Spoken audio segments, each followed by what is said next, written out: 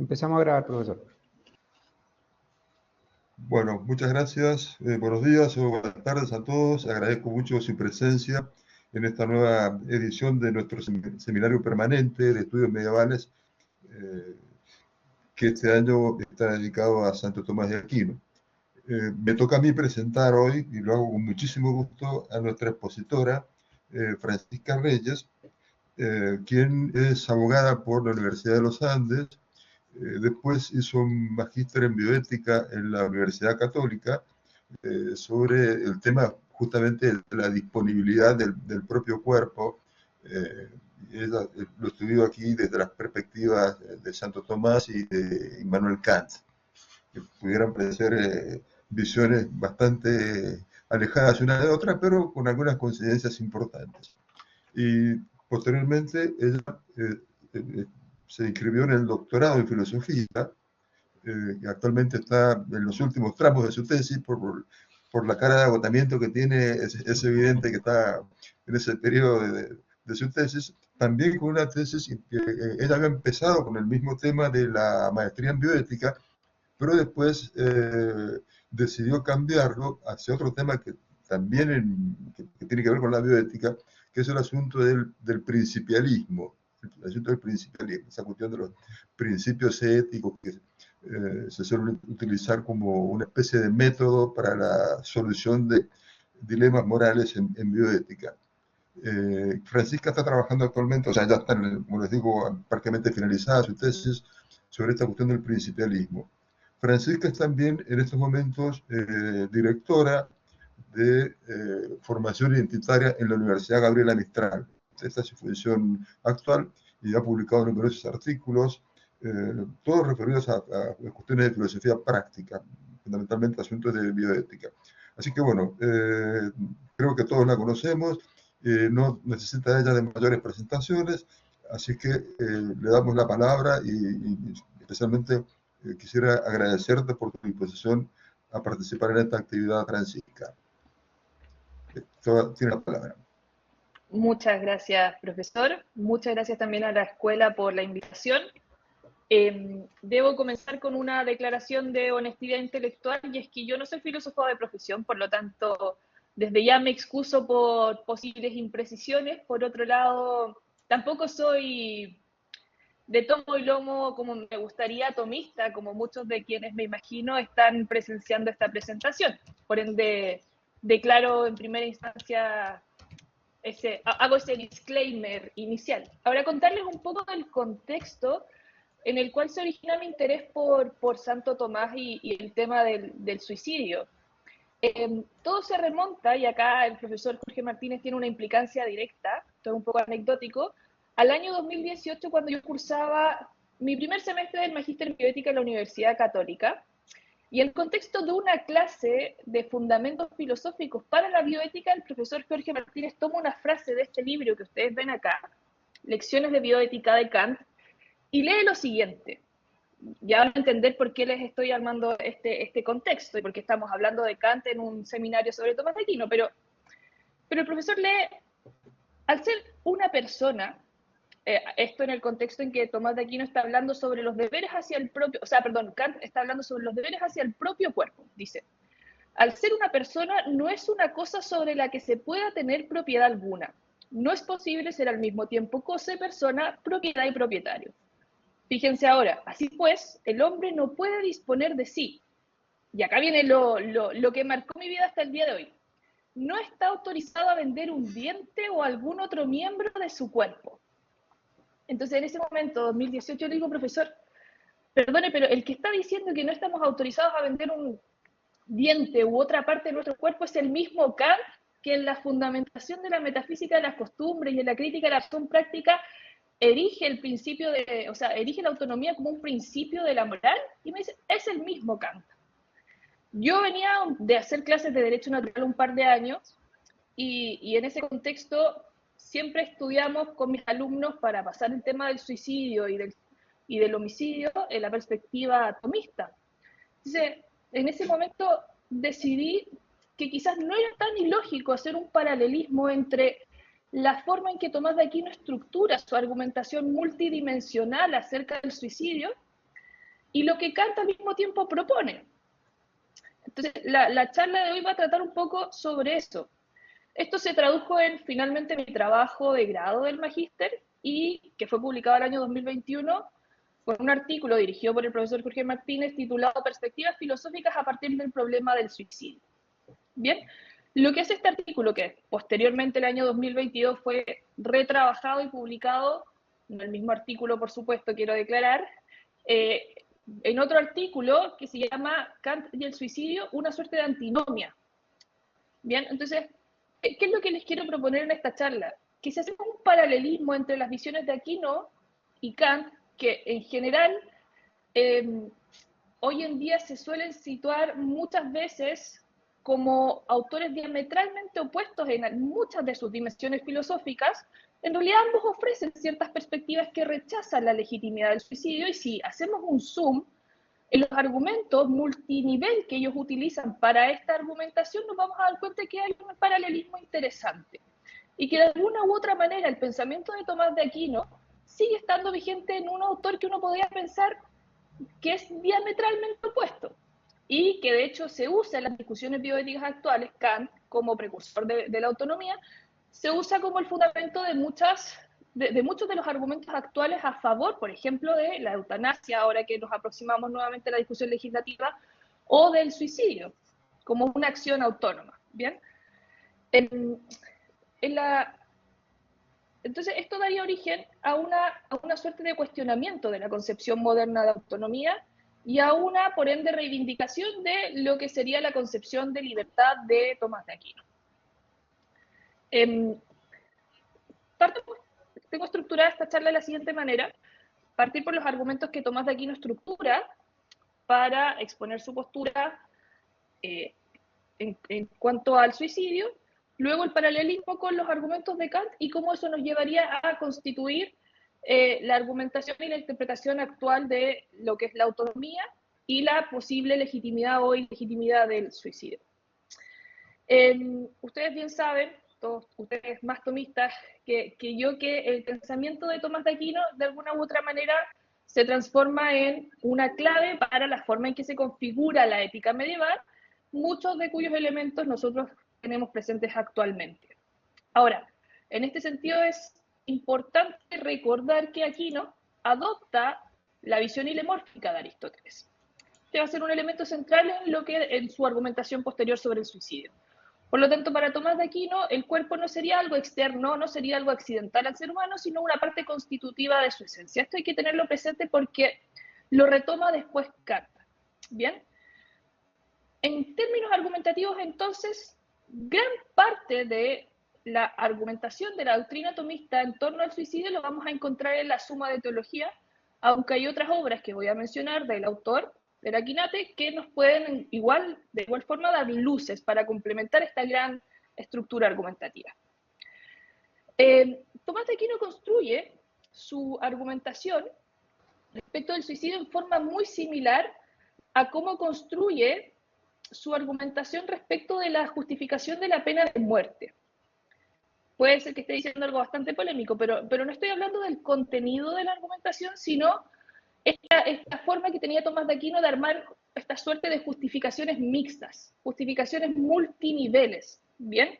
Entonces, de la misma forma en que Tomás de Aquino en su momento justifica la pena de muerte a nivel de retribución, a nivel de legítima defensa, por ejemplo, a nivel del principio de totalidad versus la parte que perjudicaría el bien común, de la misma forma va construyendo de manera multinivel o multiargumentativa su doctrina acerca del suicidio.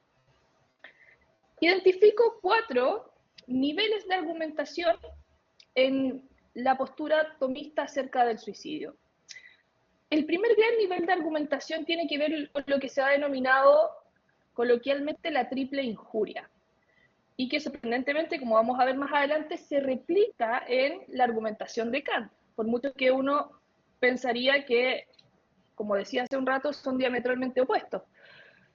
En cuanto a la triple injuria, Tomás de Aquino postula que el suicidio sería una transgresión de 3 deberes. Un deber hacia Dios, quien es el dueño de la vida humana, un deber hacia la comunidad. Lo mismo postula, por ejemplo, respecto del homicidio, cuanto, recordemos que en Tomás de Aquino está presente de manera muy acérrima la concepción de bien común y del rol que todos y cada uno de nosotros jugaríamos en la comunidad. Por lo tanto, tanto el suicidio como el homicidio serían una transgresión contra este bien común. Y finalmente, para completar la triple injuria, una transgresión contra uno mismo. Bien, en cuanto la persona rechaza el amor propio, que es parte del principio de autoconservación, y rechaza su propia vida, dándose muerte a través del acto suicida.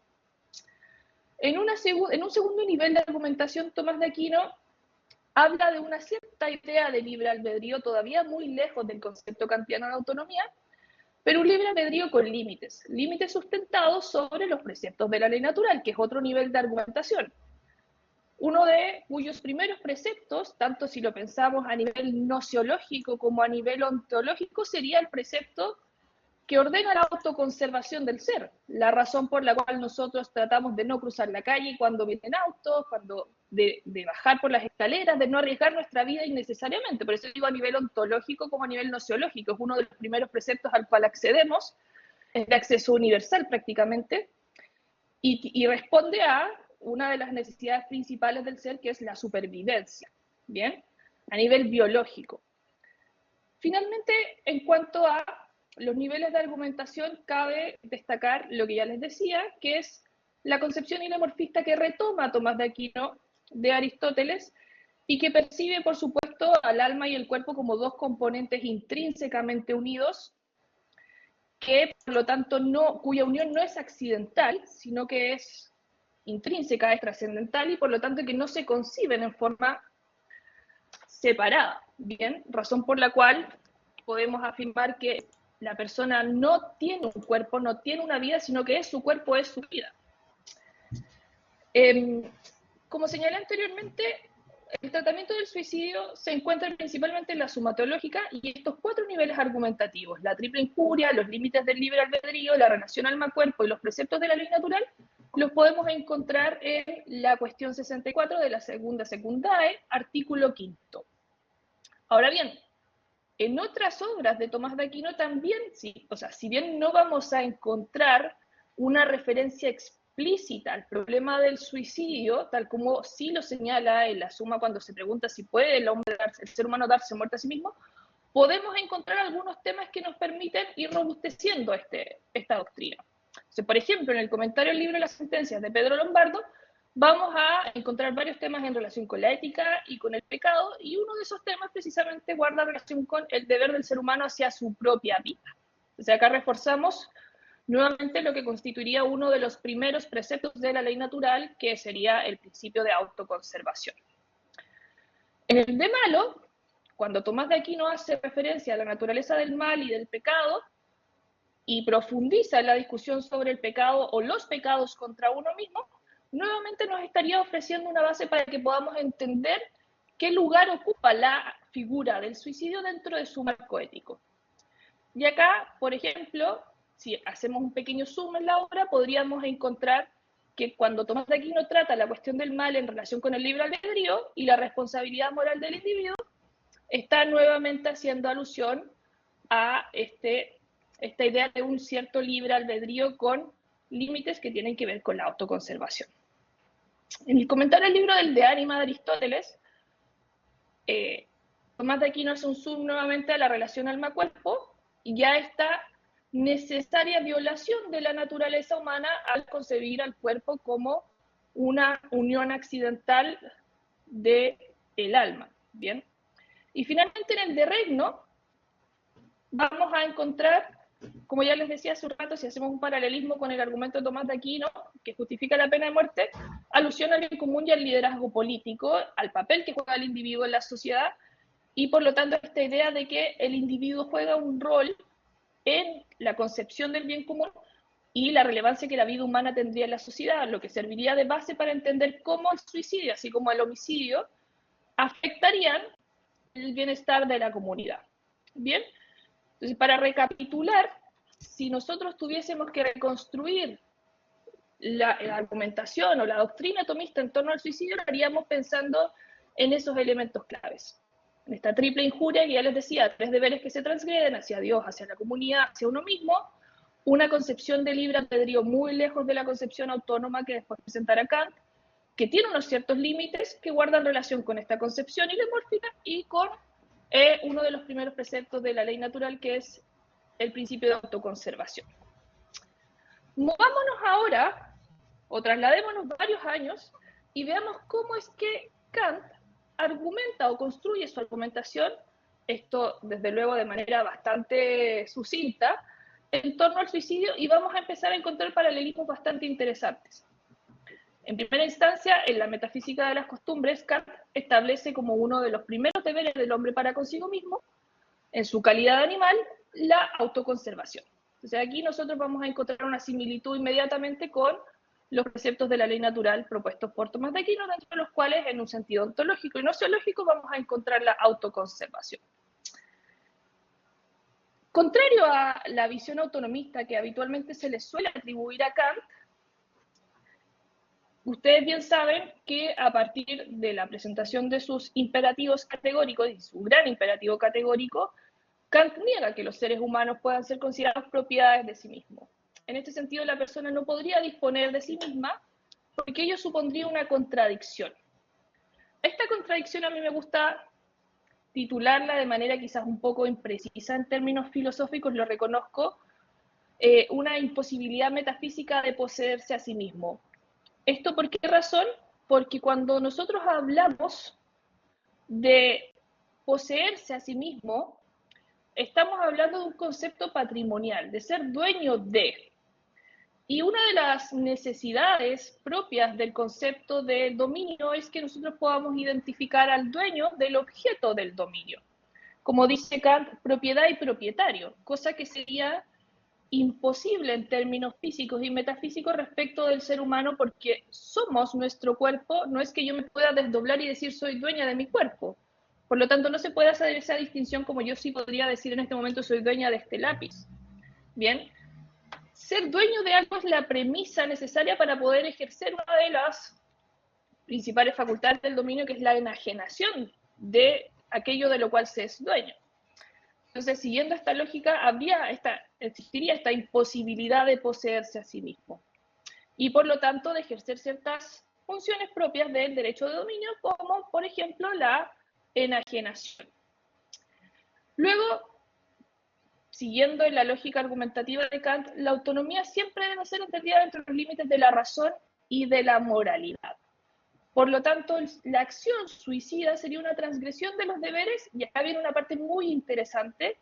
Fíjense, Kant lo expone en la metafísica de las costumbres y dice, el suicidio sería una transgresión de los deberes hacia uno mismo, hacia los demás y hacia Dios.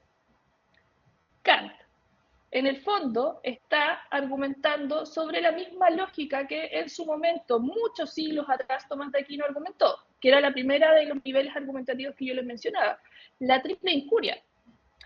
Kant básicamente está diciendo hacia uno mismo, hacia los demás, está en la dimensión comunitaria, la dimensión de bien común, que Tomás de Aquino expone en la Suma y que también expone en De Regno, y hacia Dios. Por lo tanto, encontramos un paralelismo casi idéntico en este nivel de argumentación entre lo propuesto por Tomás de Aquino respecto del suicidio y lo propuesto por Kant. Eso, a grosso modo, para que ustedes se hagan una idea de la forma en que ambos autores argumentan respecto de este tema.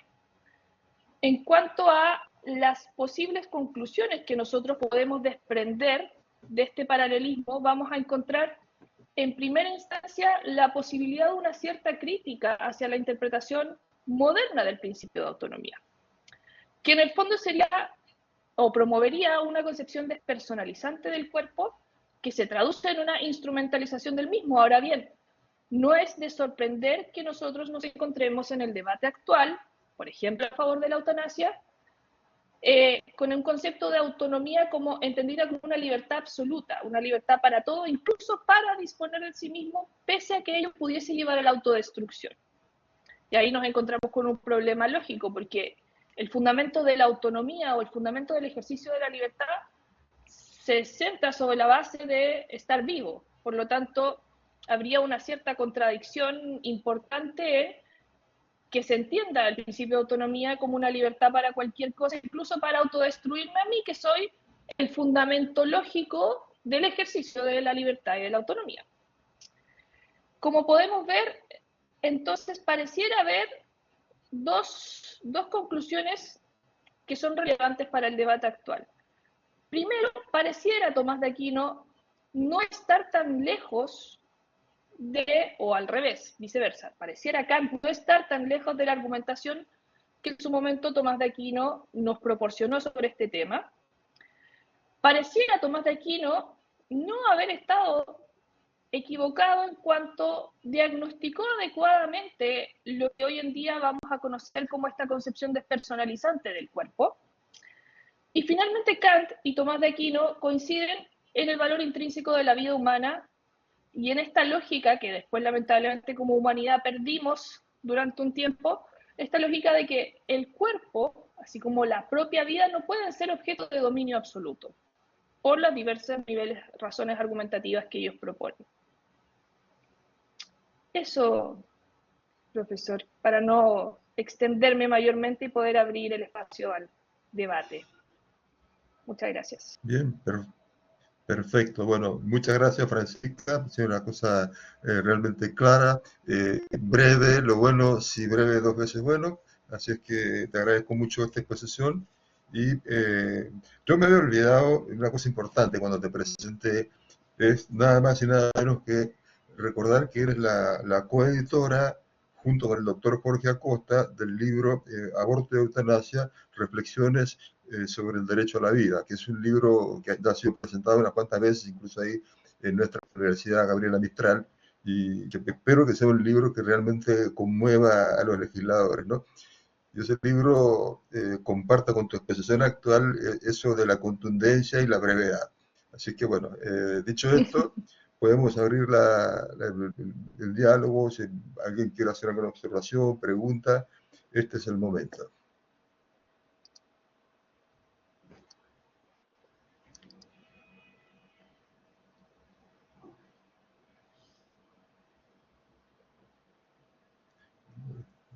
Bueno, mientras calientan los motores, los asistentes.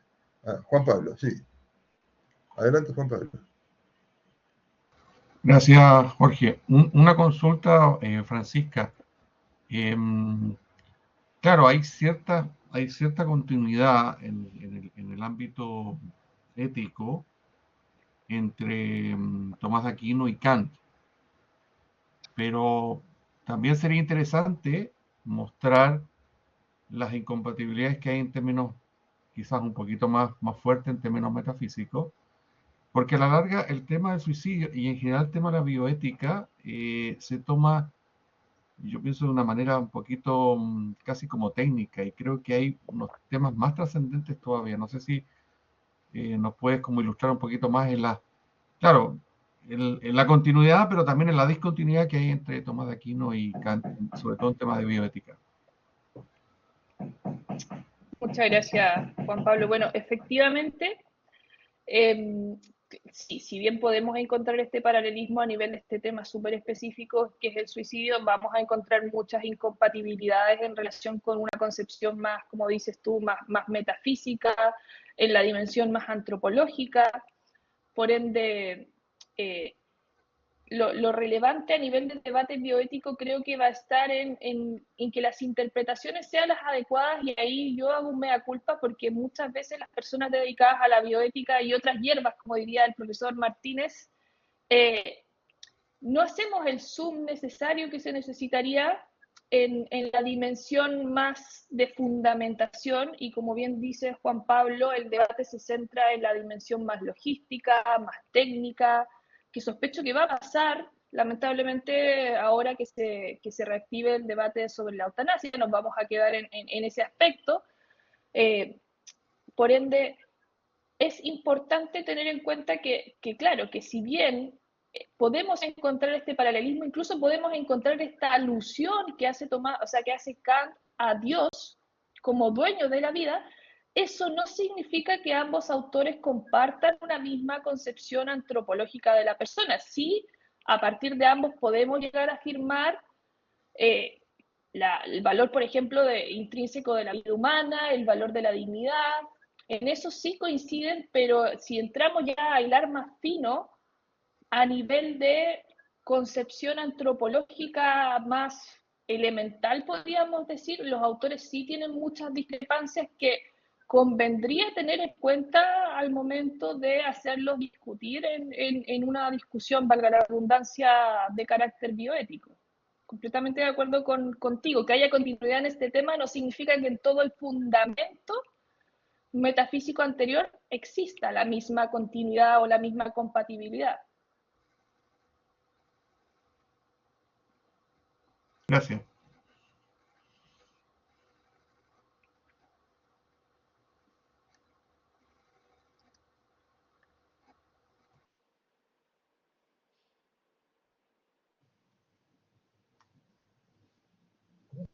Disculpa,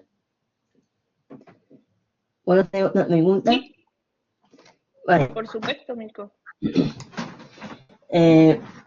Bueno, con respecto a la visión actual del suicidio, ahora se percibe esto como un problema psicológico y mental, en donde la persona ya no tiene razones como sobre por qué debería seguir viviendo, y eso tiene alguna, se puede hacer se puede armonizar esta visión con respecto a la de Santo Tomás de Aquino. Perdón, Mirko, ¿se puede compatibilizar esta visión, la última parte, con? Se puede compatibilizar esta visión con la de Santo Tomás de Aquino. Ah, perfecto. Ya, muchas gracias, Mirko. A ver, lo primero que quisiera señalar es que cuando hablamos del problema del suicidio, que es un problema social que está muy presente en la actualidad, estamos hablando de un problema sumamente complejo y un problema que de todas maneras es multidimensional. Entre ellas, una de las dimensiones que tú mencionaste es esta dimensión psicológica, la dimensión relativa al sufrimiento, relativa al dolor, relativa a esta pérdida de valor de la propia vida en la percepción del sujeto que contempla la posibilidad del suicidio. Entonces creo que no es sencillo tratar de hacer quizás el nexo forzoso entre lo que es el problema del suicidio actualmente considerado con esta multidimensionalidad versus lo que fue la discusión o la argumentación que construyó Tomás de Aquino. Sí creo que Tomás de Aquino, como bien decía, fue visionario en identificar elementos que están presentes en la discusión actual del suicidio. Por ejemplo, esto del bien común, del rol que el individuo juega en la sociedad y eso podríamos de alguna u otra manera extrapolarlo con la idea actual de que el suicidio es un problema social que tiene una repercusión social clara y efectiva y que es real y que todos palpamos. Ahora, me parece, a primera vista, que no es posible hacer la compatibilización completa porque va a haber muchos elementos del problema actual del suicidio que no estaban presentes en la época de Tomás de Aquino y que por ello no eran analizados con mayor profundidad. Entonces tenemos la dimensión social, tenemos la dimensión de la autoconservación, pero yo creo que estamos lejos de tener luces de esa época respecto de, por ejemplo, la dimensión más psicológica de la persona. Esta idea de cómo se valora la propia vida. Entonces, me parece que sería quizás un poco forzoso tratar de hacer esa anexión, ¿no? O esa compatibilización, pero sí creo que Tomás de Aquino fue visionario en identificar algunas de las dimensiones, si bien no todas las que actualmente comprenden el problema social del suicidio. Vale, muchas gracias. Gracias a ti. Yo, perdonen, yo sin querer bajé una mano y no me fijé quién era el que la había levantado. No sé si Gabriel Godoy o Osvaldo García. Osvaldo. Adelante, por favor. Adelante, por favor. Sí, yo, profesor, gracias. Bueno, primero, muy buena la explicación, la exposición, muy clara. Ahora, tengo una duda. En estos tiempos donde la gente tanto hombres como mujeres, todos, hablamos de el cuerpo es mío, yo hago lo que quiero con mi cuerpo, ni el Estado ni alguna institución puede decidir por mi cuerpo. Me encantó esa idea de que uno no es dueño de su cuerpo. Y me gustaría saber dónde yo puedo encontrar literatura donde encuentre clarificada esa idea para poder tenerla más clara, digamos. Muchas gracias, Osvaldo. Acá yo voy a aprovechar de hacer autobombo. Recientemente salió un libro colaborativo del profesor Luca Valera en el que, de hecho, varios de los presentes participaron, que se llama Cuerpos Vulnerables. En ese libro, concretamente, yo escribí un capítulo que se plantea la interrogante de si es mi cuerpo, a propósito del eslogan que hemos escuchado en reiteradas ocasiones últimamente, mi cuerpo, mi decisión, mi problema, y plantea justamente esta lógica actual de propietarización del cuerpo, a la cual nos estamos exponiendo gravemente y que tiene bastantes contradicciones, porque por una parte nosotros afirmamos tener un derecho de dominio sobre el cuerpo, pero ahí tiene el profesor el texto. Ese texto es bastante completo y aborda varias aristas de la corporeidad, entre ellas la propietarización. Es bastante paradigmática la forma en que actualmente se plantea el tema, porque queremos que nuestro cuerpo forme parte del mercado muchas veces. De hecho, actualmente en Chile, hasta el 15 de septiembre, está la exposición Bodies, que es una exposición de cuerpos humanos reales, pero no tenemos claro hasta qué punto nosotros queremos o no queremos que el cuerpo forme o no forme parte del mercado. Entonces, quisiera ser libre para, por ejemplo, vender un riñón, pero no para que me esclavicen, por ejemplo. Entonces, ¿dónde está el límite? O sea, ¿hasta qué punto? ¿Dónde fijar la línea divisoria? Porque es muy difuso y eso es complejo y es muy interesante de analizar. Todo lo que tenga que ver, y acá entran en la discusión, una discusión que tengo hace mucho tiempo ganas de profundizar, que no he tenido lamentablemente el tiempo, pero en Chile se vienen los biobancos, que son estos bancos de tejidos, bancos de órganos, bancos de células, en que vamos a poder tener repositorios de material corpóreo, biológico, orgánico, por el cual vamos a tener que pagar. Entonces, es eso, en el fondo, una vuelta moderna, por decirlo de alguna manera, la idea de la propietarización. ¿Por qué la sangre la tenemos que donar y no la podemos vender? ¿Y por qué si yo guardo células madres tengo que pagar por eso? Entonces, ¿dónde está el límite? Es súper difuso, pero sin duda podemos identificar que esta idea de la lógica patrimonial está súper presente en muchos de los debates actuales, entre ellos aborto, donación de órganos, etcétera.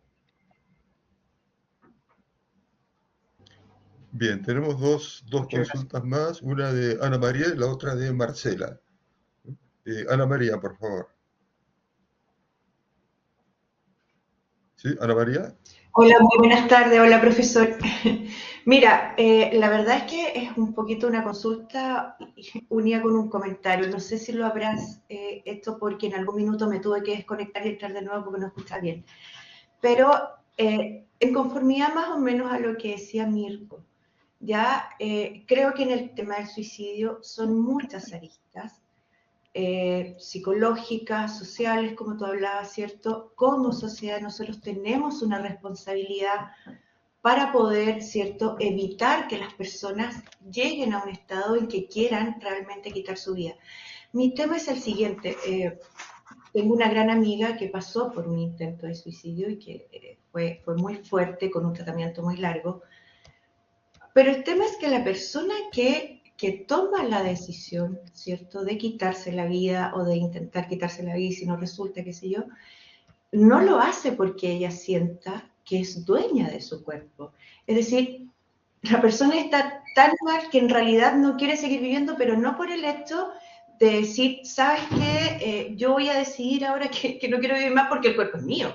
Es decir, yo creo que ese pensamiento ni siquiera está ahí. Entonces, ¿de qué manera se puede abordar éticamente, ¿cierto?, como para condenar a una persona porque se ha quitado la vida cuando en el fondo ella no está estableciendo no sé, o no está teniendo este pensamiento de decir, ¿sabes qué?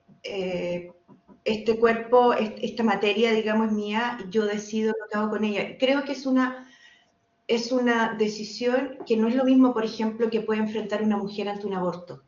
¿Me entiendes? La dimensión de la propiedad del cuerpo creo que no está en una persona que toma decisión. Es decir, son muchas otras las variables que entran en juego, que es más o menos lo que hablaba Mirko de este tema más social, de este tema más psicológico. Entonces, si bien es cierto, uno como cristiana obviamente sabe que no puede, digamos, atentar contra su vida, pero ¿de qué manera podemos condenar a una persona que no está pensando bien y que ese argumento tampoco entra en la ecuación? Muchas gracias, Ana María. Es una muy buena observación, porque de hecho, a ver, primero un antecedente relevante. El suicidio en general es un acto que no está condenado.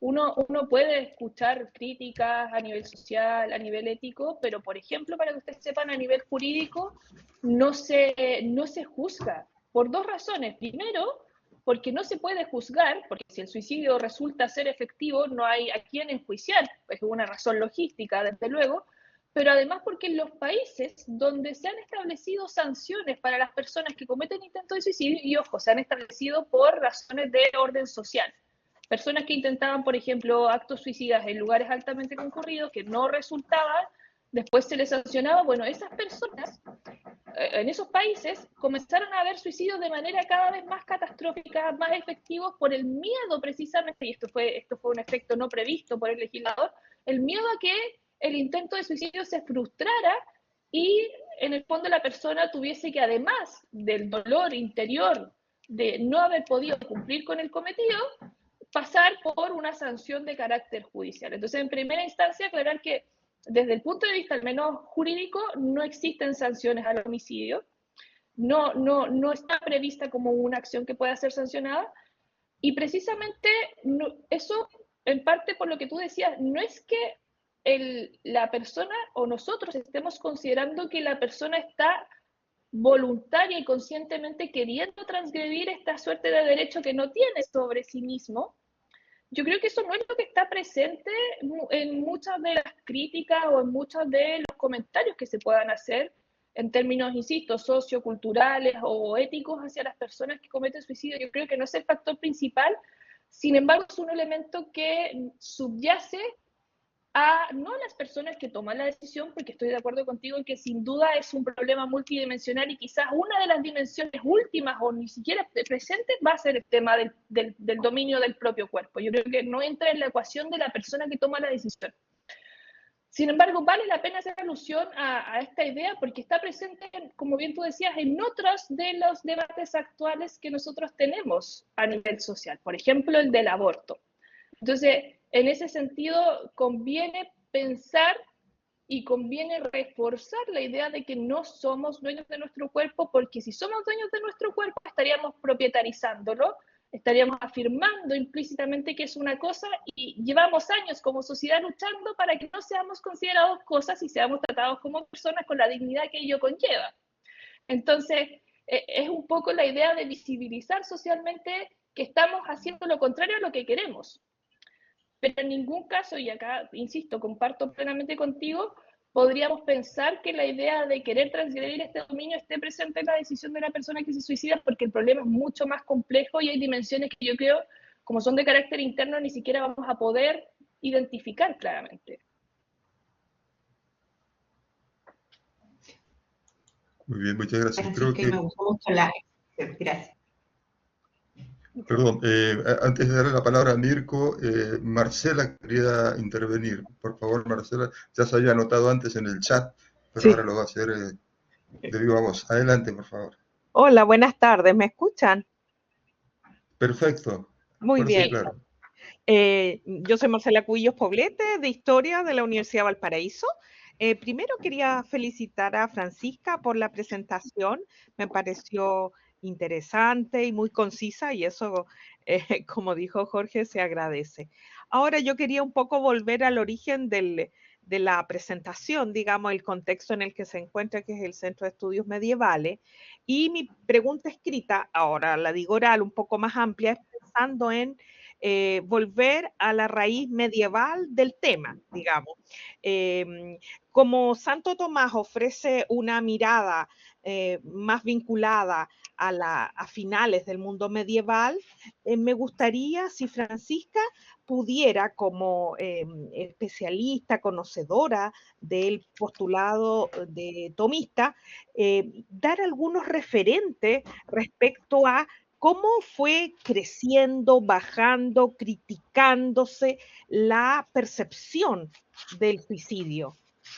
Porque en la conversación que se ha ido dando, ha ido tomando una dimensión más vinculada al mundo actual, que evidentemente quien estudia historia y también las otras áreas, sabemos que uno no estudia el pasado para contemplarlo, uno lo estudia, a veces lo queremos contemplar, pero muchas veces lo queremos pensar por nuestro propio presente. Y que la conversación me parece interesante. Sin embargo, me gustaría, sí, como dije, Francisca, pudiera darnos algunas nociones, puede ser a través de autores, me refiero del periodo, clave en cómo se va construyendo la visión del suicidio al positivo o más bien al negativo, que es la percepción que se tiene en el cristianismo en general. Eso, muchas gracias. Muchas gracias, Marcela. Acá yo debo hacer un disclaimer, yo no soy medievalista, pero puedo ayudarte con una reconstrucción histórica bastante, podríamos decirlo, sucinta del tema del suicidio.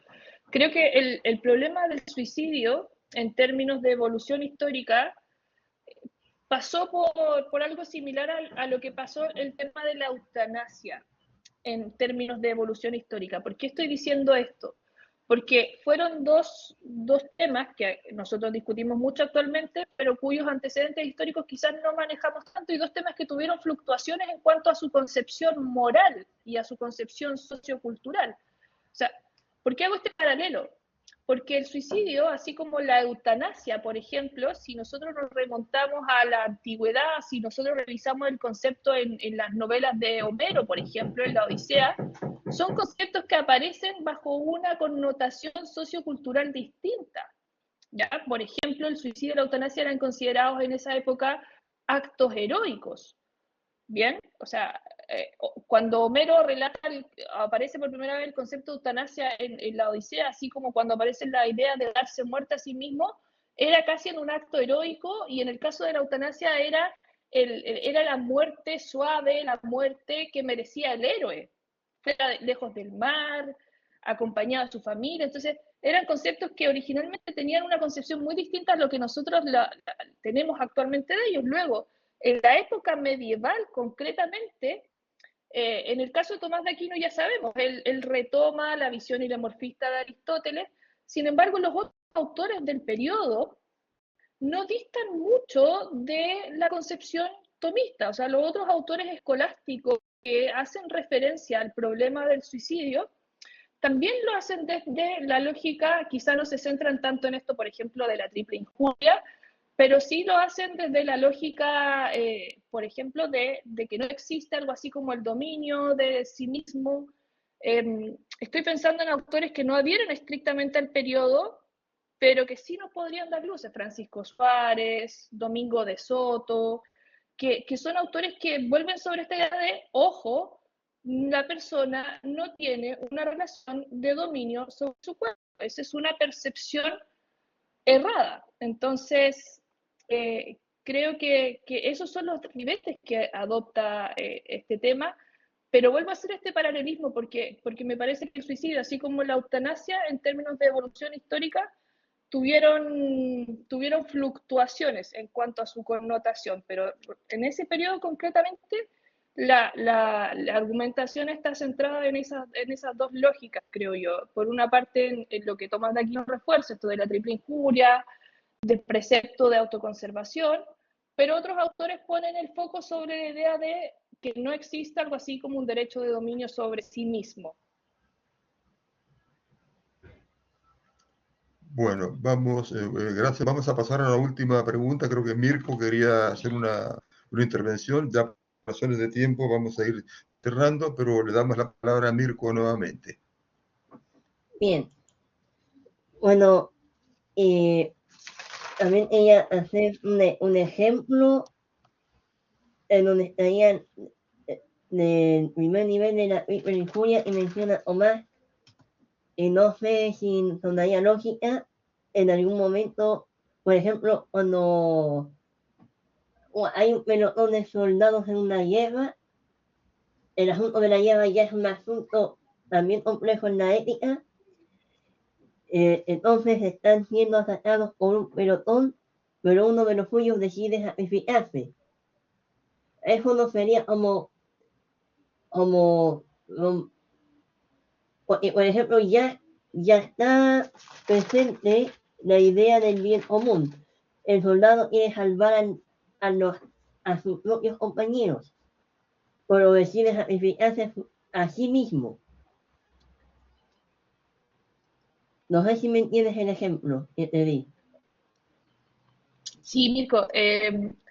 A ver, si me apresuro a analizar el ejemplo que tú me das, no sé si calificaría en términos como de especificación moral como suicidio. Yo creo que ahí tenemos otras figuras otro tipo de acciones que moralmente nos podrían dar más luces. Estoy pensando, por ejemplo, en el caso de los mártires. Entonces, yo no sé si esa acción, en términos de resultado, es una acción suicida, porque el resultado material es la muerte de esa persona. Pero siguiendo un poco lo mismo que Tomás de Aquino propone cuando él menciona estas acciones que son materialmente obsesivas, pero que formalmente no constituyen homicidio, yo diría lo mismo respecto de esta. Materialmente es una acción suicida, pero me parece que por los motivos que alude, la persona que realiza la acción no sería suicidio, no sé si acá el profesor estará de acuerdo, profesor Martínez, pero no sería suicidio, yo creo que nos ayudaría más otra categoría moral. Estoy pensando, o no en los términos en que lo entendía Tomás de Aquino, porque no habría un interés por transgredir el orden comunitario, no habría una subvaloración de la propia vida. O sea, el ejemplo ID puede ser de cualquier época, pero también viene de eso de la perspectiva homérica, también la que has mencionado recientemente. Claro. Claro, eso podría ser una muerte heroica, por ejemplo, pero no necesariamente un suicidio entendido como la acción que determina una persona que decide voluntariamente quitarse la vida por diferentes factores, por ejemplo, porque lleva una vida extremadamente dependiente de otros, porque estima por un juicio de valor que su vida ya no tiene el mismo sentido. Entonces, me parece que calificaría más como esta concepción original del acto heroico. Sí, yo creo que aquí, si me permiten un pequeño comentario, muchas veces todas estas confusiones arrancan del hecho de que nos cuesta percibir que en el mundo antiguo, o más precisamente en la cultura griega pre-helenística, el sentido de pertenencia a algo mayor que uno mismo es muy fuerte, y es un sentido de pertenencia que el cristianismo viene a perturbar. Esa es la razón que hace que un Aristóteles, por ejemplo, no tenga en absoluto problema con el aborto. A Aristóteles le da lo mismo, porque el aborto, su legitimidad se mide en función de su proyección política. Y la polis puede ser que necesite que haya menos ciudadanos. Y una forma de que haya menos ciudadanos es abortar, es el infanticidio también. Entonces, ¿cómo se explica que Aristóteles, de quien nos nutrimos en nuestras clases de ética, sea un defensor del aborto y del infanticidio? Bueno, eso depende justamente de esa perspectiva antigua, o sea, perspectiva griega, prehelenística, insisto, del sentido de una fuerte pertenencia a una comunidad. Cosa que, como digo, en los cristianos es completamente distinta, porque el cristianismo lo que viene a hacer es a descubrir la idea de la persona. Una idea que, a pesar de lo que pueda decir Boecio, de quien cumplimos 1500 años de su muerte este año, a pesar de lo que puede decir, esa idea de la persona, tal como la concibió el cristianismo, en los griegos no existe, no está. Eso no se da en ella. Y otra cosa también que quería comentar, que a mí me cuesta mucho entender cómo es posible, supongamos que la muerte de Sócrates, ¿no? Supongamos que Sócrates haya sido condenado por un gobierno justo, supongamos que el tribunal de los Eliastas, que lo condena en el 399 a.C., haya sido un gobierno justo. Pero esa condena a muerte de Sócrates es una condena en la cual se le manda a él suicidarse. Ahí se mezclan dos cosas, ¿no? La pena de muerte y el suicidio. Yo no sé qué hubiera dicho Tomás de Aquino respecto de esto, ¿no? Porque yo hasta ahora, por lo que tengo visto, la justificación que da Tomás de Aquino de la pena de muerte es una justificación insostenible. O sea, pero bueno, eso no habla en contra de Tomás de Aquino, sino a favor de la época, y que la pena de muerte no es un problema. Entonces no hay ninguna dificultad en justificarla, entre comillas, como él la justifica, que en realidad es una justificación infantil y llama la atención que Tomás de Aquino se le haya escapado de eso. A lo mejor no lo escribió él, pero digo, digamos, ¿cómo condenar tan fuertemente el suicidio y defender tan ligeramente la pena de muerte? ¿Y cómo se aplicaría esto al caso de la pena de muerte aplicada a Sócrates?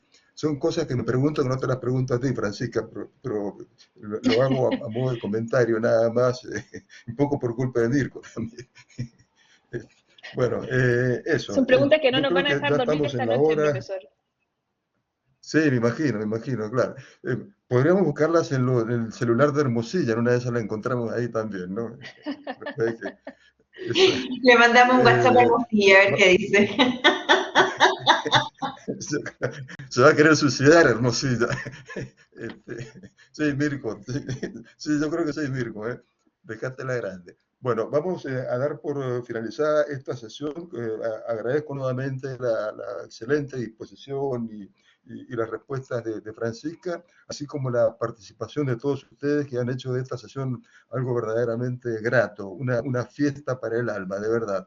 Y ahora parece que va a seguir la fiesta allá en la Gabriela Mistral porque hay un espíritu 18ero de aquellos, ¿no? Pero bueno, aprovecho la ocasión para invitarlos a la próxima sesión de nuestro seminario de estudios, seminario permanente de estudios medievales, que va a ser el día 27 de septiembre. El expositor,